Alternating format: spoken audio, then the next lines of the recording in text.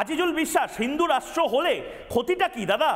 ইহুদিদের নিজেদের দেশ থাকবে ইসরায়েল, ভারতের ইহুদিদের দেশটা এইটুকু এইটুকু এই এই একদম ছোট্ট, মানে দক্ষিণ কলকাতার সাইজের একটা দেশ, কিন্তু সেই দেশকে সারা পৃথিবীর লোকে জানে যে ইহুদিদের কোথাও কিচ্ছু হলে সেই হোমল্যান্ড আছে। ফিলিস্তিনের মানুষ জানে, বলবো ইরান জানে, ইরাক জানে, আফগানিস্তান জানে, বাংলাদেশ জানে, 50টা দেশ আছে ইসলামিক রিপাবলিক, খ্রিস্টান দেশ 25-30টা আছে, হিন্দুদের কোনো দেশ হবে না কেন দাদা? আপনিও আওয়াজ তুলুন না, আজ একটা ডিবেট ছাড়া একটা কনসেনসাস তৈরি হোক এখান থেকে যে গোটা রিপাবলিক বাংলায় যারা প্যানেলিস্ট আছে সবাই বলছে হিন্দু রাষ্ট্র হবে। দেখো, ভারতবর্ষ হচ্ছে অন্যতম পুরনো গণতন্ত্রের দেশ। ডেমোক্রেসির একটা গুরুত্বপূর্ণ মানে কম্পোনেন্ট হচ্ছে যে সংখ্যাগরিষ্ঠের মতামতটাই সকলের মতামত রূপে গৃহীত হয়। তো আমাদের দেশে যদি ডেমোগ্রাফির কথা চিন্তা করো তাহলে 80%, আজকে তুমি রিপোর্টে বলেছো 80% হিন্দু। সুতরাং সকল হিন্দু যদি চায় তাহলে হিন্দু রাষ্ট্র হতেই পারে। এবার যদি বলি যে এইটা করতে গেলে সংবিধান পরিবর্তন করতে হবে, সাংবিধানিকভাবে হতে হবে, তাহলে সংবিধান পরিবর্তন করলে আমাদের দেশের পার্লামেন্ট, উচ্চকক্ষ, নিম্নকক্ষ এবং এতগুলো রাজ্যের যে বিধানসভা আছে সবগুলোতে সংবিধান পরিবর্তনের জন্য তোমার পাশ করাতে হবে। না, সংবিধান তো এর আগেও পরিবর্তন হয়েছে, ইন্দিরা গান্ধী তো ধর্মনিরপেক্ষ শব্দটা ঢুকিয়েছেন। এবার হিন্দু রাষ্ট্র সংবিধান তো পরিবর্তন হয়েছে, এটা আপনারা বলেন না। না বলি, ভারত কখনোই ধর্মনিরপেক্ষ দেশ ছিল না, সেকুলার কান্ট্রি ভারত ছিল না, ভারতকে জোর করে সেকুলার পন্থী বানানো হয়েছে। ধর্মনিরপেক্ষ কথাটাই তো একটা ভোগাস ওয়ার্ড। সঞ্জয় বাবু, আমি বলিনি, আমি যেটা বলছি এই যে সেকুলার পন্থী মানে কি? না আমি সেকুলার কথা বলছি না, আমি হিন্দু রাষ্ট্র প্রতিষ্ঠার কথাই বলছি। হোক না হিন্দু রাষ্ট্র হবে তো, না হিন্দু রাষ্ট্র হোক, প্রতিষ্ঠা হবে, আমি বলছি না গেলে ঠিক করছে ভিড়, তারা বলছে হিন্দু রাষ্ট্র প্রতিষ্ঠা হবে। সমস্যাটা হচ্ছে আমাদের দেশের গোটা রাজ্য বিধানসভা এবং লোকসভা রাজ্যসভা মিলে 4000 MPML এর মধ্যে 100-2 মেরে কেটে মুসলিম বা শিখ হবে, বাকি সব হিন্দু কিন্তু MLMP।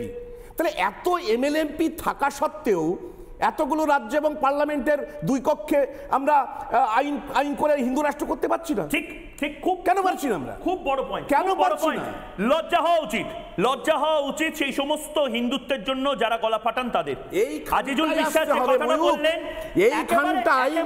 একেবারে ওই চুল্লু ভর পানি বলে না, এইটুকু জল নিয়ে তাতে হয়তো মাথা ডোবানো উচিত। মানস ভট্টাচার্য, আজিজুল বিশ্বাস যে কথাটা বললেন একদম ঠিক কথা। আপনারা নিজেরা আগে ঠিক করুন, আপনারা হিন্দু ধর্ম করতে, হিন্দু রাষ্ট্র করতে চান কি চান না? মানুষ তো চায়। দেখো, হিন্দু রাষ্ট্র করার জন্য আন্দোলন শুরু করা উচিত, কারণ আজিজুলদার কথা থেকে শুরু করি, উনি যেটা গণতন্ত্রের কথা বললেন, এই ডেমোক্রেসির যে মূল সেটাও কিন্তু হিন্দু ধর্ম থেকে নেওয়া।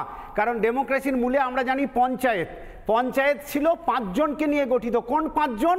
না, হিন্দু ধর্মের কনসেপ্ট অনুসারে ব্রাহ্মণ, ক্ষত্রিয়, বৈশ্য, শূদ্র এবং সেখানকার শাসক, এই 5 জনকে নিয়ে পঞ্চায়েত বলে, ওটা 5 জনের। সুতরাং সেই কনসেপ্টটাও হিন্দু ধর্ম থেকে নেওয়া। কিন্তু তার আগে ইসলামিক স্কলার যিনি আছেন হাসান সাহেব, এবং আজকের যে বিষয় যে দুটো, আমার বিনীত একটি প্রশ্ন আছে, যদি হাসান সাহেব শুনতে পাচ্ছেন। হাসান সাহেব, আমি আপনাকে বিনীতভাবে ভারত থেকে একটি প্রশ্ন করতে চাই। প্রশ্ন যেখান থেকে করছি আগে তার রেফারেন্স বলি। মুসলিম হাদিস 2য় খণ্ড 402 পৃষ্ঠা, সুনানে আবু দাউদ 4র্থ খণ্ড 117 পৃষ্ঠা, তিরমিজি হাদিস 9ম খণ্ড 92 পৃষ্ঠা, সুনানে ইবনে মাজাহ 2য় খণ্ড 1356 নম্বর হাদিস, মুসনাদে আহমদ 4র্থ খণ্ড 181 নম্বর হাদিস। এইবার প্রশ্নটা হচ্ছে, এই সমস্ত জায়গাতে বলা হয়েছে হিন্দুস্তানে যে কোনো সময় যুদ্ধের দামামা বেজে উঠবে, ইমাম মাহদি আসছেন, বাংলাদেশের মানুষ যুদ্ধের জন্য প্রস্তুত হও। বাংলাদেশের মাদ্রাসায় এই বইটা পড়ানো হচ্ছে, আমি বাংলাদেশ থেকেই আনিয়েছি। আপনার শাস্ত্র অনুসারে এই যে যুদ্ধের জিগির, আপনি একজন ইসলামিক স্কলার হিসাবে কি এইগুলো বিশ্বাস করেন যে হিন্দুদেরকে কেটে ফেলতে হবে, মেরে ফেলতে হবে, যা আপনাদের এই গাজওয়াতুল হিন্দ নামক বইয়ে লেখা হয়েছে, যা আপনার দেশের মাদ্রাসার ছেলেদেরকে প্রতিনিয়ত শেখানো হচ্ছে? নান্নু সাহেব এবং মানস ভট্টাচার্য দুজনে এই মুহূর্তে রয়েছে। নান্নু সাহেব বলুন। হ্যাঁ, ধন্যবাদ আপনাকে। আমি এর আগে একটা মিনিট আমি অন্য বিষয়ে আলোচনা করতে চাই।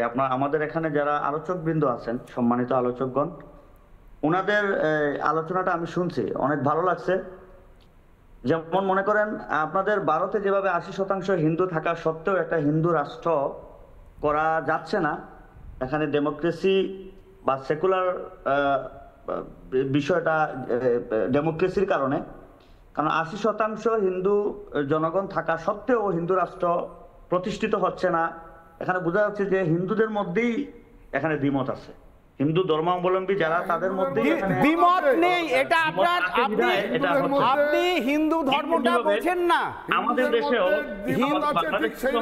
যেরকম আপনারা জাতীয় মসজিদে নিজেরা জুতো চোরাচুরি করছিলেন। হিন্দু ধর্মের বেসটা হচ্ছে একম সদ্বৃপ্পা বহুদা বদন্তি, অর্থাৎ নানা জনের নানা মত থাকবে, সেটা হিন্দু ধর্ম। একমত হিন্দু ধর্ম নয়। সবাইকে এক ড্রেস পরালে সেটা আর হিন্দু ধর্ম থাকবে না। সুতরাং আমরা বহুমাত্রিক, আমরা বিশ্বাস করি, এটাই আমাদের কাছে হিন্দুত্ব। এবার আপনি বলুন। তাহলে তো আর এখানে আলোচনার প্রশ্নই আসে না। না, আলোচনার প্রশ্ন আছে, সেটা হচ্ছে বাংলাদেশে আপনারা, এক মিনিট হাসান সাহেব, আরেকটা আপনার ধর্ম অনুসারে একটা হিন্দু রাষ্ট্র। না ময়ূক, আমি আরেকটা প্রশ্ন আপনার সঙ্গে জুড়ে দিই।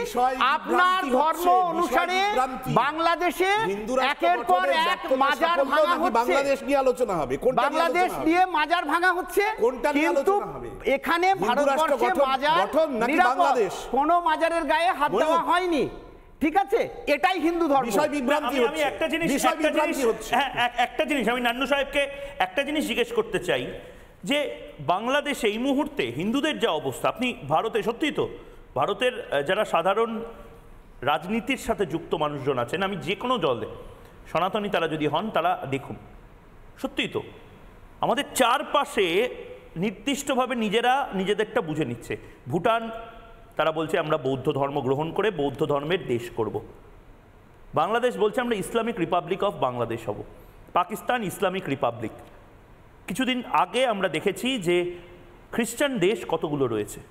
হিন্দুদের কোনো দেশ থাকবে না কেন? হিন্দুরা কি বাণিজ্য জলে ভেসে এসেছে? আর দ্বিতীয়ত, হিন্দুদেরকে এই ধমকানো চমকানো, এটা তো আপনাদের দেশ থেকেই শুরু হয়েছে। নান্নু সাহেব, আমি শোনাবো মৌলবীদের একের পর এক হিন্দু বিরোধী স্টেটমেন্ট, শুনুন।